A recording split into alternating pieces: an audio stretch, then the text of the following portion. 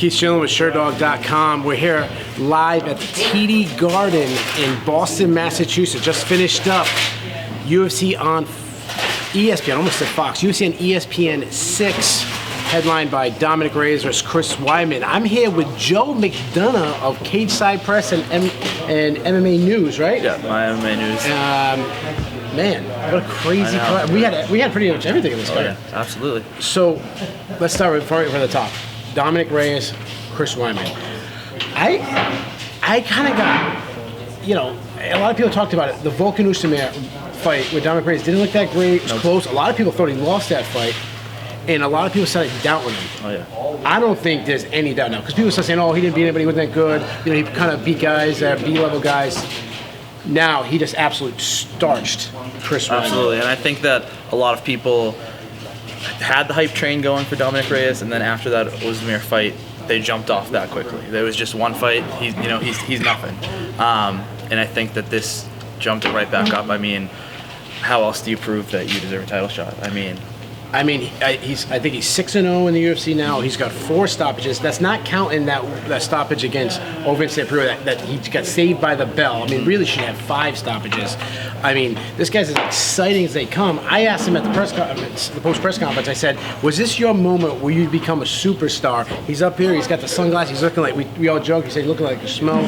Do you feel like this guy could be the next star and the star to challenge Jon Jones? At this point, who else? Johnny Walker obviously is someone, but I loved what he said. He said, I'm number 4, number 2 and number 3 have already lost him. I'm lost to Jon Jones. Yeah, I'm next. He said, I'm next. Walker would have a 4th win. He has 6. He's next. That's what I think.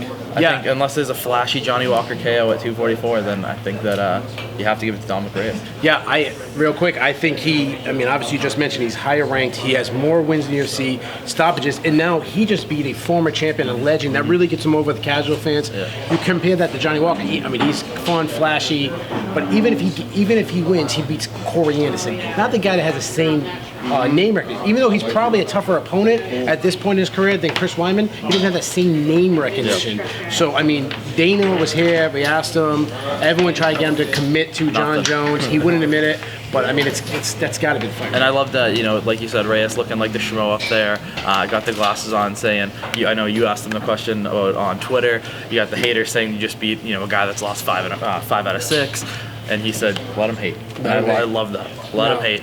Now I'm thinking about Jon Jones. Obviously, I think he's the greatest fighter of all time. I've said it all week long. We've talked about Jon Jones.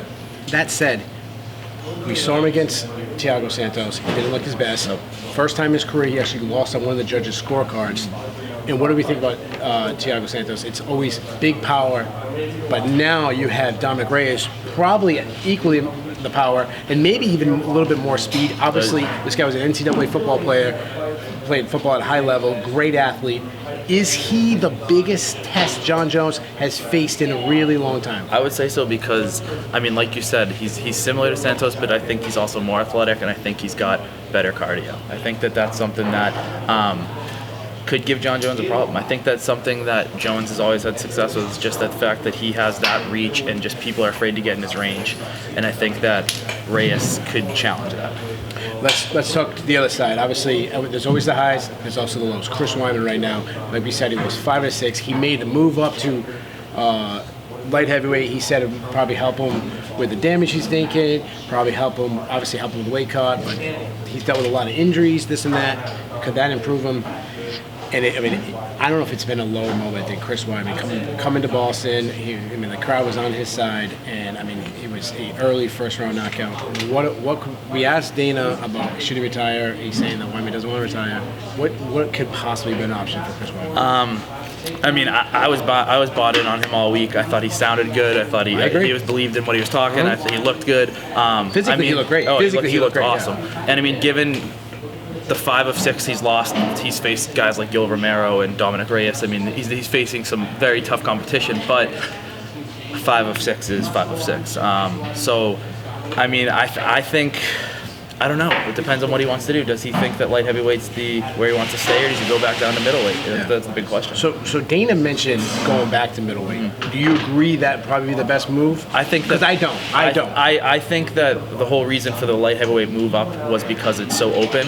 I think that he has to weigh his options now. I think that probably staying at light heavyweight would be the best option, but I also could see him moving down to middleweight. I think he did it just because Jones is up here, and like we said, three of the top guys have already lost to Jones, so it's kind of like the division is open. So one of the questions we said is why was he thrown right to the wolves? I mean, Dominic Reyes, obviously, we both agree, #1 contender right now, and a lot of them say if you're going to go up a weight class, maybe you should kind of test the waters a little bit. I really see Chris Weidman. I don't see him as a main eventer anymore, co-main event. I feel like this is a guy that could be main card opener. I think he should be in a matchup like that against an unranked guy. Like, I'm just thinking, without looking through Sherdog to see who's scheduled next, just a guy off the top of it, maybe like a guy like a Sam Alvey. Yeah. A guy that's kind of similar in age, similar in experience, definitely a winnable fight to kind of see, like, is he even UFC caliber anymore? Yeah. Can he get by a guy like that? And the thing, like, I like the name Sam Alvey because it's a name the fans like too. Sure. It's not Yeah, I agree. like some bum you're grabbing off the street. It's it's still a guy that is right on the cusp of top 15, right around there. He has a proven talent, so I like that. I like the idea of giving him someone either unranked or very 15, 14 type, just to get him either back in the win column, or if that's it, that's it. Dana White talked about the co-main event. He said it felt like the main event, and he said he kind of regretted that he didn't make it to the main event. We had this grudge match. They went down. They fought twice now. Technically, in the books, they fought twice now. It was a rematch between Jeremy Stephens and Yair Rodriguez. Yair won a very close, very exciting, high up and down fight. And there was so much bad blood in this. Yeah. They obviously squashed it that night. I felt like it was a dream scenario, and that the fight almost became more. I mean, it was a dream scenario to replace the Kattar Zabit Magomed fight, to get such a good quality fight. It was rocking. You had the USA chant, and you had obviously this Mexican, Hispanic supporting hard for Yair. I mean, it was a great fight, back and forth. That said, Yair Rodriguez came out. He looked amazing. He was light on his feet. He's laying in everything. He's picking them apart. You can see his vision. He is way too fast. Yeah. Then all of a sudden, something started changing. Right about the end of the second round, when Stephens got off from the bottom, kind of actually reversed the takedown, got top position, started landing, and then the whole third round, it was him. But he still dropped 2 rounds to 1, lost the decision. That said, Stephens was getting stronger as the fight went on. But by changing from a main event to a co-main event, do you think that actually may have cost Stephens the fight? I think so, because I bet that he's still in from training camp, from training that long for five rounds. I mean, you look at it like you said, when he seemed like he was going to be finished in the second round, and then he came back and dominated the third round. I mean, if that fight kept going, I think Stephens wins that fight. I think Stephens gets a finish. So I think that it could have. I think that we see it all the time when it's 3 rounds versus 5 rounds. We see it where, it is a drastic change. And I think that Stephens, we saw it there. I mean, second round, it looked like Yair was, winning a 10-8 round and possibly ending the fight. And then you go to the third round, and it looked like Stephens had chances to end the fight. So I think so, yeah. That said, so obviously, probably the biggest win of his career, Yair Rodriguez, is going to continue. I think he might be the next title challenger for the winner of Max Holloway and Alex Volkanovski, who fights later this year.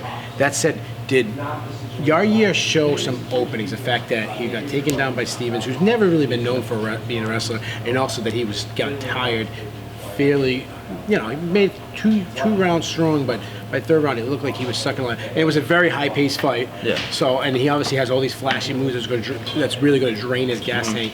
That said, can you feel confident if you're a fan of Yair Rodriguez that he can go a full 5 rounds with someone like Max Holloway, who puts out such a high pace? Alex Volkanovski, another guy who's all about pressure and pace. I mean, can you really feel confident with the takedown fight, especially against Volkanovski, who looks wrestling, and then the cardio, which both those guys are really pressure guys?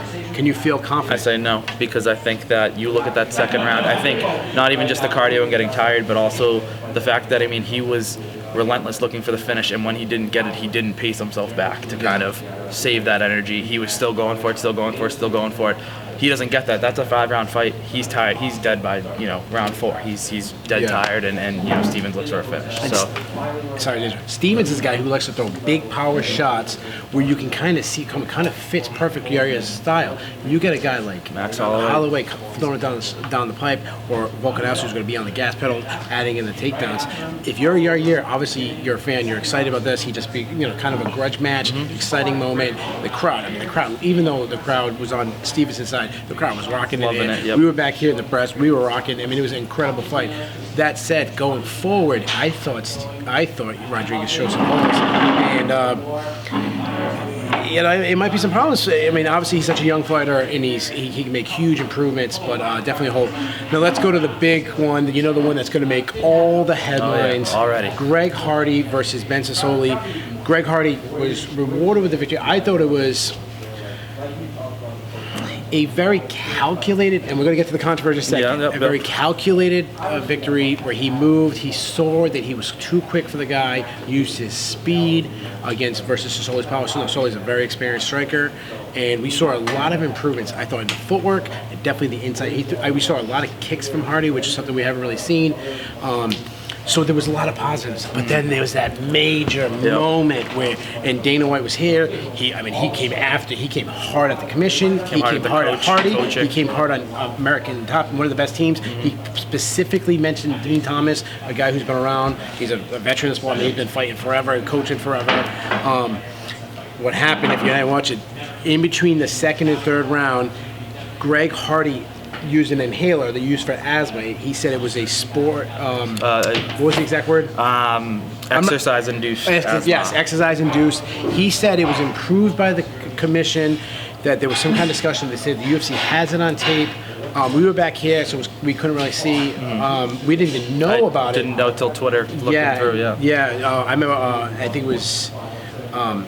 I don't remember who came, but someone, I can't remember, the media came over and said, hey, you guys see people's going crazy, they use an inhaler, and we were still watching the fight, we didn't know what was going on. You know what's going to happen. Before we were there media day, I asked Greg Hardy, I said, man, you've had run-ins with the law, and I asked him, can you ever win over the fans? And I said, do you think that you get unfair treatment by the fans and the media because other guys have gotten in trouble, and it doesn't circulate, much, doesn't circulate with other guys?